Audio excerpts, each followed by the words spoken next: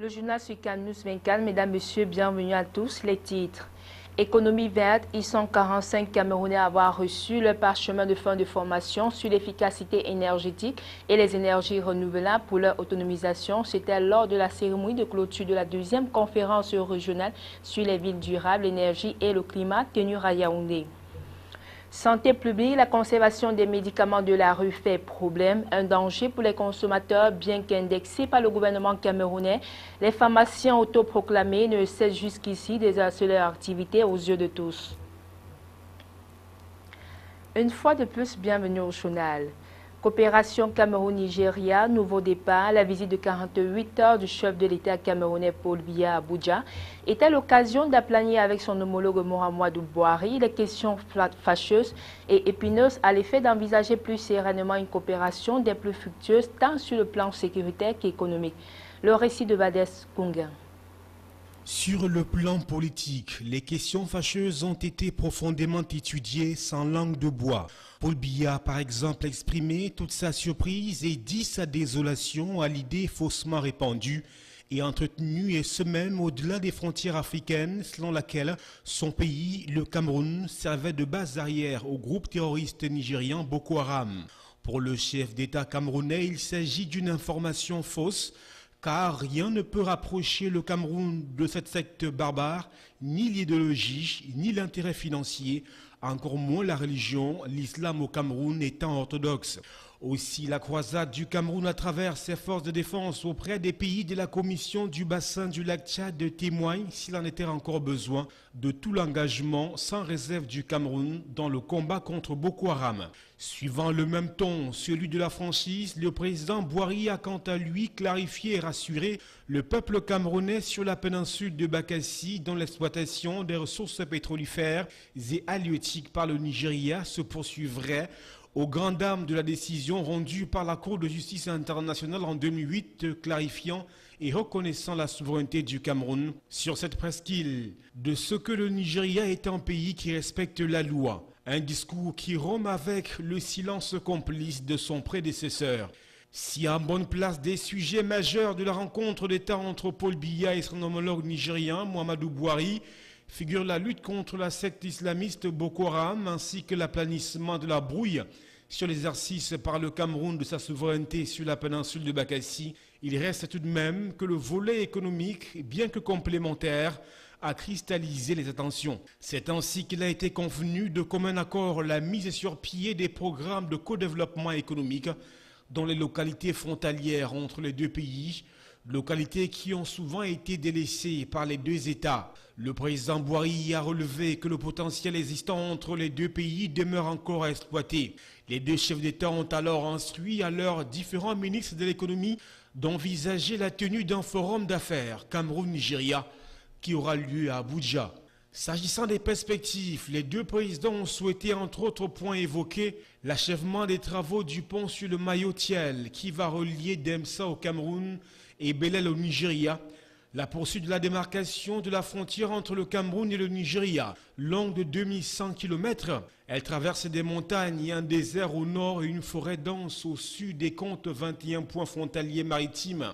L'adoption de mesures concrètes pour la signature d'un accord frontalier dans le domaine des hydrocarbures. Paul Biya et Mohamedou Bouhari ont également manifesté leur volonté d'avoir un cadre d'impulsion de leur coopération, à l'instar de la commission mixte Nigeria-Niger, présentée comme un outil bilatéral unique en son genre. Le Cameroun et le Nigeria ont par ailleurs signé de nouveaux accords. Il convient tout de même de noter que la visite de Paul Biya au Nigeria intervient à la veille de la deuxième session du sommet sur la sécurité régionale prévue à Abuja au Nigeria le 14 mai prochain. Après avoir effectué le déplacement du Cameroun en juillet 2015, Mohamedou Bouhari a été à nouveau invité et y a donné une suite favorable. Reste à déterminer la date.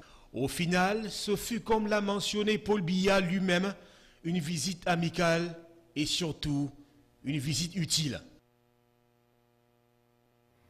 Développement harmonieux et durable des villes, les pays africains se doivent d'intégrer dans leurs actions les méthodes d'adaptation de l'efficacité énergétique et de concilier le développement urbain et la protection de l'environnement. Tel est l'engagement pris le 4 mai 2016 au thème des travaux de la 2e conférence régionale sur les villes durables, l'énergie et le climat, tenue à Yaoundé sur le thème « Atteindre les objectifs climat à travers le code énergétique du bâtiment, l'efficacité des ressources, les énergies propres et la résilience ». Les précisions avec Jean-Pierre Bitongo, Joseph Ateba, Justice Toto. Du 2 au 4 mai 2016, les participants venus de très loin ont partagé leur expérience et les meilleures pratiques liées aux villes durables, à la maîtrise de l'énergie et à l'utilisation des énergies renouvelables en zone urbaine. Ce sont là les défis à relever par l'Afrique qui est, de l'avis du ministre Jean-Claude Mbouenchou de l'Habitat et du Développement durable, qui a assuré le patronat de cette conférence internationale, le continent le moins urbanisé du monde et en même temps le continent qui s'urbanise le plus rapidement. Face donc à cette urbanisation accélérée et sans cesse croissante, cette conférence de 3 jours a été très fructueuse et riche en engagements pris vis-à-vis du développement durable et gagner la bataille pour le changement climatique. À en croire Dr Vincent Kitio, chef de l'unité énergie urbaine à l'ONU Habitat, la conception des villes durables passe par l'élimination des sources d'émissions de gaz à effet de serre et la conception du bâti qui respecte l'environnement. Nous pensons que c'est une conférence qui vient à point nommé après celle de juillet 2013, au cours de laquelle les séminaristes avaient comme objectif de proposer des normes. Et ces normes ont déjà été adoptées et nous pensons que ce qui a été fait ces 3 jours, qui est l'application de ces normes, nous permettront d'arriver très rapidement au texte d'application de ces normes. Ainsi, les assises de Yaoundé ont permis aux participants de discuter des moyens d'atteindre des objectifs climat arrêtés à la COP 21, la 21e conférence mondiale sur le climat tenue à Paris en France en fin 2015. À travers l'efficacité énergétique et la gestion des ressources, les énergies renouvelables et le développement durable des villes. Les autres objectifs étaient de réitérer la nécessité de la création d'un centre régional d'excellence de la CEAC sur le climat, les énergies renouvelables et les villes durables, d'impliquer les jeunes à l'appropriation et la pratique des technologies propres. Des solutions concrètes ont été proposées pour la promotion de l'urbanisation durable, l'utilisation des énergies propres et l'atténuation des effets du changement climatique. Reste maintenant les opérationnaliser. Économie verte, 45 Camerounais engagés dans la nouvelle voie de l'évolution. Du 30 avril au 4 mai 2016, ces femmes et hommes ont suivi un atelier de formation pratique sur l'efficacité énergétique et les énergies renouvelables pour leur autonomisation. Ils ont reçu leur diplôme lors de la cérémonie de clôture de la 2e conférence régionale sur les villes durables, l'énergie et le climat. Une fois de plus, Jean-Pierre Bitongo, Joseph Ateba et Justice Toto. C'est en marge de la 2e conférence régionale sur les villes durables, l'énergie et le climat que cette formation, la 6e du genre, entreprise par l'ONU Habitat, a été organisée après le Nigeria, le Kenya, le Burundi et la Tanzanie. Pendant 5 jours, les 45 Camerounais ont suivi des cours théoriques et pratiques sur les technologies des énergies renouvelables pour leur insertion dans l'économie verte. J'ai fait une formation en énergie renouvelable. Et en réalité, ça a été très intense. Nous avons appris 5 technologies. Nous avons appris à fabriquer l'antenne solaire, la fabrication du charbon écologique, la fabrication de chauffe-eau solaire et la fabrication également de bouteilles solaires, sans oublier les fours à gazification. Alors, toutes ces technologies nouvelles doivent nous permettre de nous insérer dans la vie. À en croire le ministre Mounou Nafoutsou, cette première cuvée constitue l'un des maillons du processus de mise en œuvre du plan triennal spécial jeune doté d'une enveloppe globale de 102 milliards de francs CFA décidé par le chef de l'État Paul Biya le 10 février 2016. Plan qui a pour but de faciliter et d'accélérer l'insertion économique de la jeunesse camerounaise.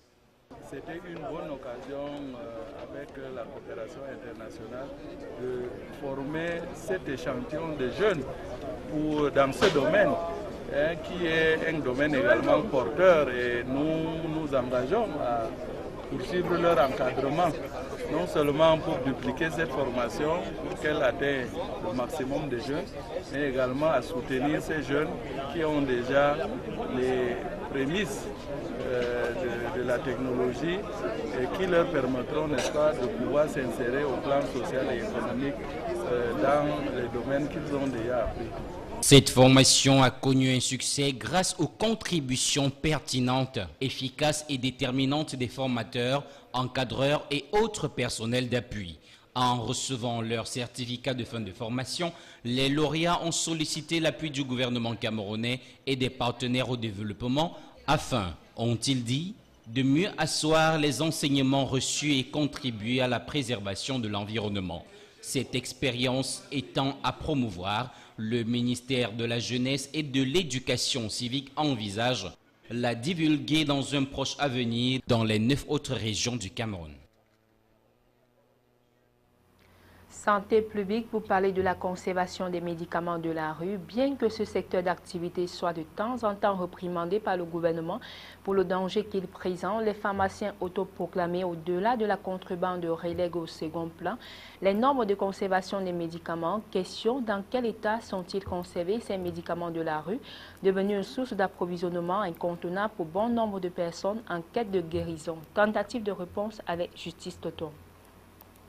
En plein air, dans des sacs plastiques ou sur des comptoirs, ils sont repérables à partir des flacons et boîtes qui renseignent le passant ou le client sur la qualité du contenu.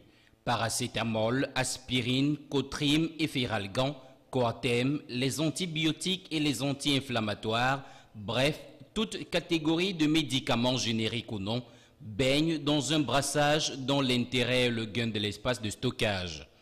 Au-delà de cet aspect, ils sont exposés à tout genre d'intempéries. Les docteurs, comme ils se font appeler, semblent ignorer que les règles de conservation des produits pharmaceutiques interdisent leur exposition aux rayons ultraviolets du soleil, à la chaleur ou à un excès de froid. Ils doivent être conservés à une température moyenne, loin des lumières vives et parfois plutôt dans l'obscurité. Enfreindre ces lois a pour conséquence la dégradation progressive des médicaments qui, en fin de compte, deviennent des espèces de produits toxiques.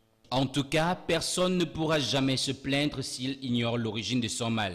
Personne ne s'est jamais plaint qu'il a été tué au gazon. Personne ne s'est jamais plaint que j'ai payé un produit, ça va tuer un membre de ma famille. Bon, il y a jamais une plainte par rapport à ça dans un commissariat ou dans un tribunal. Ça veut dire que jusqu'à preuve de contraire, nous vendons de très bons produits. Et que vous sachiez aussi que ce que nous vendons, nous en consommons. Nous sommes des pères de famille, des chefs de famille. En outre, les commerçants des médicaments, malgré le mauvais entretien de leurs marchandises, sont de plus en plus sollicités par les couches sociales au faible pouvoir d'achat, qui ignorent le vieux dicton « ce qui est moins cher est le plus cher ». La communauté internationale a célébré hier la sage-femme. Le thème retenu cette année, à savoir « Femmes et nouveau-nés au cœur de la pratique ». Sage-femme remet au goût du jour le rôle de ces professionnels de santé qui facilitent la naissance des êtres humains. Les sages-femmes connaissent des difficultés, mais aussi des joies dans l'exercice de leur métier. Plus de détails avec Colombe Katal et Josué Ngonga. L'importance d'une personne compétente, compatissante et capable de rassurer une femme en travail n'est plus à démontrer. C'est alors qu'intervient la sage-femme pour répondre à la suivi de la maman et de l'enfant à naître. Le métier de sage-femme, aussi appelé magnéticien, peu connu du public, répond à un certain nombre de compétences. La sage-femme, c'est ce personnel de la santé qui a reçu un enseignement de base d'au moins 3 ans dans le contexte camerounais et est apte et habilité à prodiguer des soins révolus à ses compétences. Quelles sont donc ses compétences? Elle a pour compétence donc d'accompagner les couples dans le processus de la conception, elle aura pour compétence, elle, comme on a dit sage-femme, mais sinon vous allez rencontrer les hommes comme nous, voilà, qu'on appelle maïticien. Autre compétence, accompagner, suivre la grossesse, dont elle va agir dans les soins prénataux. On va accompagner la grossesse jusqu'à terme. La sage-femme maïticien va se retrouver à terme, à la fin, au bout de la grossesse, en train d'accompagner la femme à l'accouchement. Une spécialité qui connaît ses difficultés. Le public ne connaît pas qui est la sage-femme, qui est le maïticien. Qu'est-ce qu'il est capable de faire? Donc, la sage-femme maïticien au Cameroun fait face à cette situation, n'est pas considérée comme telle. On lui demande aussi trop, donc il subit beaucoup de pression. En marge des challenges à relever, être sage-femme procure une joie immense. La joie, c'est quand je fais accoucher une femme, j'entends le bébé crier. Ça me donne de la joie. Notons que l'activité ne s'applique plus exclusivement aux femmes. Les pouvoirs publics, conscients de l'apport de cet autre volet de la santé, ne ménagent pas des efforts dans la création des centres de formation pour sages-femmes. Le Cameroun en compte une dizaine à ce jour. Fin du journal. Merci à tous de l'avoir suivi et bonne suite des programmes sur CamNews 24.